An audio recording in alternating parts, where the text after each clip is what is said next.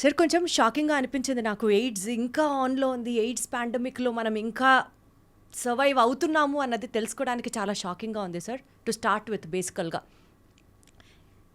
Sir common మ్యాన్‌కి అర్థమయ్యేటట్టుగా ఇప్పుడు generation connect అయ్యే విధంగా అన్ని విషయాలు మాట్లాడుకుందాం సార్. డెఫినెట్లీ. బేసికల్‌గా ఎయిడ్స్ వైరస్ బాడీని మనిషిని అటాక్ చేసిన తర్వాత ఏం జరుగుతుంది సార్? మనం అందరం ఎందుకంత భయపడుతున్నాం? ఎయిడ్స్ ఎయిడ్స్ ఎయిడ్స్ ఎయిడ్స్ అని. హెచ్ఐవి అనేటువంటిది ఎయిడ్స్ని కలుగజేస్తుంది అనేటువంటిది మనకు అందరికీ తెలిసిందే. హ్యూమన్ ఇమ్యూనో డెఫిషియన్సీ వైరస్ అనేటువంటిది ఒక ప్రత్యేక తరహా. దీన్ని రెట్రో వైరసెస్ అంటాం. ఇది మనిషి యొక్క తెల్ల రక్త కణాల్లో ఏదైతే వ్యాధి నిరోధక శక్తిని ఆర్కెస్ట్రైజ్ చేసి ఒక పద్ధతి ప్రకారం నడిపించేటువంటి లింఫోసైట్స్ ఉంటాయి. వాటిలో హెల్పర్ లింఫోసైట్స్ అంటాం. వాటిలో CD4 లింఫోసైట్స్ని ఈ హ్యూమన్ ఇమ్యూనోడెఫిషియన్సీ వైరస్ ఆశించి ఈ సెల్లోకి వెళ్ళిన తర్వాత అది మనిషి యొక్క జీన్లోకి కలిసిపోతుంది. ఒక్కసారి ఈ జీన్స్లోకి ఈ హెచ్ఐవి కలిసిపోయిన తర్వాత ఇన్ఫెక్షన్ అనేటువంటిది ఇంక పెర్మనెంట్. దాన్ని ఇప్పటి వరకు తొలగించేటువంటి టెక్నాలజీ డెవలప్ చేయలేకపోయాం. సో ఇట్స్ ఆన్, తొందరలోనే వచ్చే అవకాశం ఉంది, కానీ ప్రస్తుతానికైతే మాత్రం ఇంకా లేదు. సో వైరస్ ఎప్పుడైతే ఈ తెల్ల రక్త కణాల్లో ఉన్నటువంటి ముఖ్యమైనటువంటి CD4 లింఫోసైట్స్ని ఆశిస్తుందో ఈ తెల్ల రక్త కణాలు నెమ్మదిగా తగ్గడం ప్రారంభిస్తుంటుంది. మన అందరికీ తెలుసు, ప్రతి నిత్యం మనిషి యొక్క ఎముక మూలుగలో ఏదో బోన్ మ్యారో అంటాం, దాంట్లో నిత్యం కొన్ని మిలియన్లు బిలియన్ల కణాలు పుట్టుకొస్తూ ఉంటాయి. అలాగే మన శరీరంలో వాటి వయస్సు ఎర్ర రక్త కణాలకి ఒక 100 రోజులు 120 రోజులు, తెల్ల రక్త కణాల్లో కొన్నింటికి 2 రోజులు, లేకపోతే 10 రోజులు, 20 రోజులు, కొన్నింటికి సంవత్సరాలు, నెలలు ఇట్లా ఉంటూ ఉంటాయి. ఎప్పుడైతే ఈ పుట్టుకొచ్చే కణాలు ఈ నాశనం అయిపోయి ఏదైతే ఈ వైరస్ ఆశించడం మూలంగా ఇది పనిచేయకుండా పోతుంది, అది ఏదైతే ఈ ఇతర వైరల్, బ్యాక్టీరియల్, ఫంగల్, పారాసైటిక్ ఇన్ఫెక్షన్ని ఎదుర్కోవాల్సి ఉంటుందో ఆ పని చేయకుండా పోతుంది.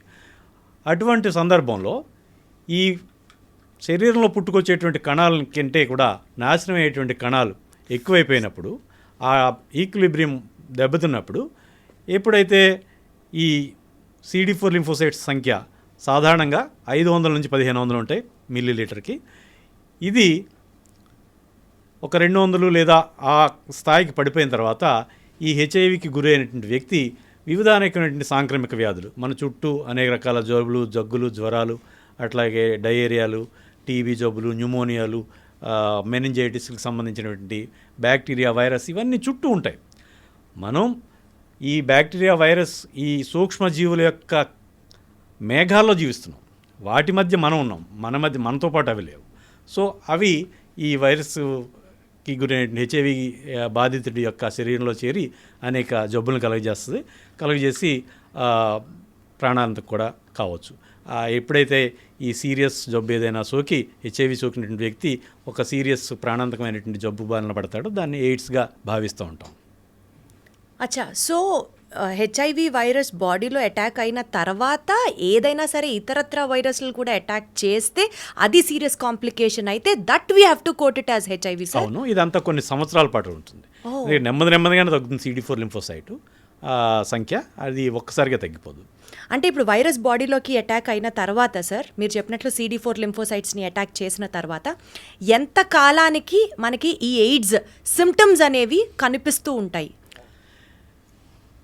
ఏదైతే బ్లడ్ టెస్టులు ఉంటాయో బ్లడ్ టెస్ట్లో వెంటనే బయటపడుతుంది. ఒక 3 నెలల లోపలనే ఈ హెచ్ఐవి సోకిందన్న విషయం బయటపడుతుంది. కానీ ఈ CD4 లింఫోసైట్స్ తగ్గడం మొదలుపెట్టి అది ఒక్కొక్కళ్ళలో ఒక్కో రకంగా ఉంటుంది. అది ఆ వ్యక్తి యొక్క జెనెటిక్ మేకప్ని బట్టి, అట్లాగే ఆ వ్యక్తి జీవన శైలిని బట్టి, అట్లానే పోషకాహార లోపం ఇలాంటివి ఏమైనా ఉంటే ఇంకా తొందరగా ఒక 6 నుంచి 12-15 సంవత్సరాల పాటు ట్రాన్సిషన్ పీరియడ్ ఉంటుంది.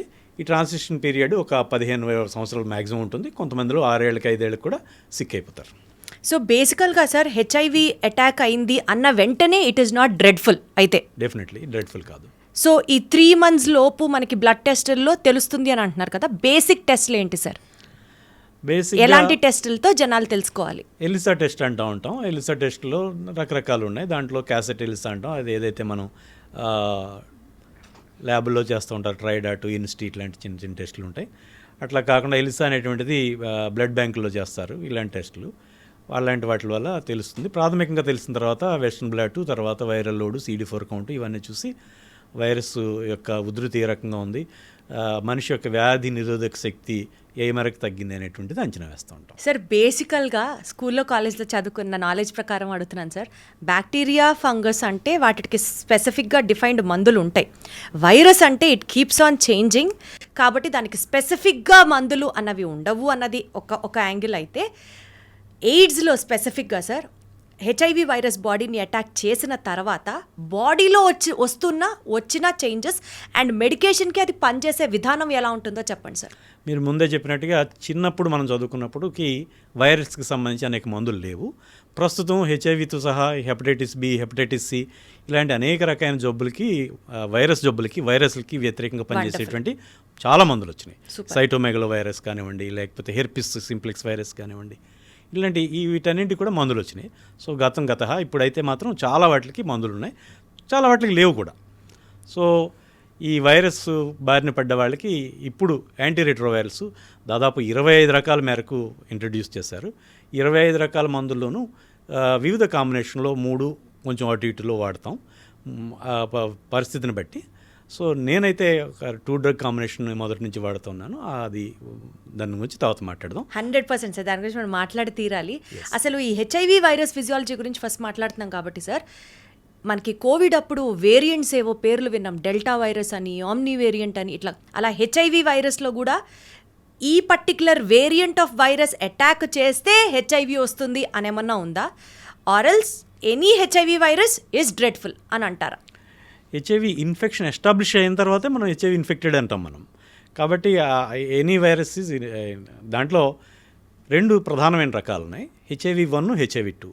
హెచ్ఐవి1 అనేటువంటిది ప్రపంచవ్యాప్తంగా దాదాపు 90%, 99, 98% వరకు హెచ్ఐవి1 ఉంటుంది.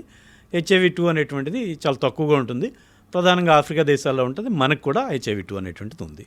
ఈ హెచ్ఐవి1లో మళ్ళీ M నుంచి O వరకు, A నుంచి H వరకు ఇట్లా రకరకాలు ఉంటాయి. ABCDEF JK ఇట్లా I తప్ప మిగతా అన్నీ ఉంటాయి. ఇవి రకరకాలు ఉంటాయి. ఒక్కొక్క దేశంలోనే ఒక్కొక్క రకం ప్రబలంగా ఉంటుంది. మన దేశంలో BC హెపటైటిస్, అదే హెచ్ఐవి టైప్ 1లో BC వేరియంట్స్ ఎక్కువగా ఉంటుంటాయి. Right sir. సో బేసికల్గా సార్ ఈ వైరస్ అటాక్ అయిన తర్వాత బాడీలో వచ్చే చేంజెస్ ఏంటి సార్? అంటే హెచ్ఐవి వైరస్ వచ్చింది, ఎలిసా టెస్ట్లో తెలిసింది హెచ్ఐవి వైరస్ వచ్చింది అని, ఆ పేషెంట్ ఎంతకాలం బతకడానికి ఆస్కారం ఉంటుంది? And from when would his health start deteriorating? ఏదైతే అభివృద్ధి చెందుతున్న పేద దేశాల్లో ఉన్న పేషెంట్లకి తక్కువ కాలంలోనే వాళ్ళ చుట్టూ ఉన్నటువంటి వివిధ అనేక జబ్బులకి లోనవుతుంటారు. మన చుట్టూ రకరకాల డయేరియాలు, ఏదో చిన్న ఫుడ్ పాయిజన్ అయిందని చెప్పేసి 1 రోజు 2 రోజులు విరేచనలతో బాధపడతాం. అట్లానే నిత్యం మనం ఏదోటి దగ్గుతోటో లేకపోతే ఏదోటి జలుబులు అవి చాలా ఎక్కువగా ఉంటుంది. అభివృద్ధి చెందిన దేశాల్లో మాత్రం ఇన్ఫెక్షస్ ఏజెంట్స్ వాళ్ళ వాతావరణంలో చాలా తక్కువగా ఉంటాయి. వాళ్ళ వాతావరణంలో ఈ వైరస్లు ఉంటాయి మ్యాక్సిమం. ఈ బ్యాక్టీరియా కానీ ఫంగై కానీ ఇవన్నీ చాలా తక్కువగా ఉంటుంటాయి. పారాసైట్స్ ఇంకా తక్కువగా ఉంటాయి. సో అభివృద్ధి చెందుతున్న లేదా పేద దేశాల్లో తక్కువ టైంలోనే క్షయవ్యాధికి లోను కావడం, లేకపోతే విరేచనాలకు లోను కావడం, తరచుగా న్యూమోనియాకి లోను కావడం ఇట్లాంటివి జరుగుతూ ఉంటాయి. సో ఇది ఒక 5 నుంచి 10 సంవత్సరాల లోపలనే జరుగుతూ ఉంటుంది. అభివృద్ధి చెందిన దేశాల్లో మాత్రం ఒక 15 ఏళ్ళు 20 ఏళ్ల పాటు వాళ్ళకి ఏ విధమైన జబ్బులు రావు. అదే మన దేశం అయితే సార్, మన దేశంలో అయినా 6, 7, 8 ఏళ్ళ కల్లా జబ్బులు బాటపడుతుంటాయి. అంటే ఇది ఒక generalised statement. There are exceptions. కొంతమంది 15 ఏళ్ళు 20 ఏళ్ళు కూడా ఆరోగ్యంగానే ఉండొచ్చు, కొంతమంది 1 సంవత్సరం 2 సంవత్సరాల్లోనే సిక్ అయిపోవచ్చు. సో ఇందాక మీరు అడిగినట్టుగా ఎంతకాలం బతుకుతారు, ఇది చావా లేకపోతే చావు బతుకుల సమస్య అని అడిగారు. అభివృద్ధి చెందిన దేశాల్లో యాంటీరెట్రోవైరల్స్ సక్రమంగా వాడితే వాళ్ళ అమెరికాకు చూసుకుంటే ఉదాహరణకి 80 ఏళ్ళు వాళ్ళ యొక్క సగటు ఆయు ప్రమాణం అనుకుంటే వాళ్ళ దేశపు లైఫ్ ఎక్స్పెక్టెన్సీ 72 ఏళ్ళు హెచ్ఐవి సోకిన వాళ్ళు, అంటే దాదాపు 90% life expectancy compare to healthy people. Healthy పాపులేషన్తో పోలిస్తే 90% వాళ్ళు, అంటే వాళ్ళు ఒక 80 ఏళ్ళు బతుకుతుంటే వీళ్ళు 72 ఏళ్ళు బతుకుతున్నారు అనమాట. సో ఇంచుమించుగా హెచ్ఐవి అభివృద్ధి చెందిన దేశాల్లో, అట్లాగే యాంటీరెట్రోవైరస్ వీటి గురించి తగిన అవగాహన నుండి చక్కగా వాడగలిగినటువంటి వైద్యులు ఉన్న చోట అండ్ హెచ్ఐవి అనేటువంటిది it is not a death sentence, అదేమి చావుకి దారి తీసేటువంటి పెద్ద విషయం కాదు. ఇతర దీర్ఘకాలిక వ్యాధులు, ఒక ఆస్తమా, ఒక థైరాయిడ్ సమస్యలు, లైక్ ఇట్లాంటి సమస్యలాగే ఇది కూడా ఒక దీర్ఘకాలిక సమస్య. మందులు వాడుతూ దీర్ఘకాలం ఆరోగ్యంగా ఎకనామికల్లీ ప్రొడక్టివ్ పని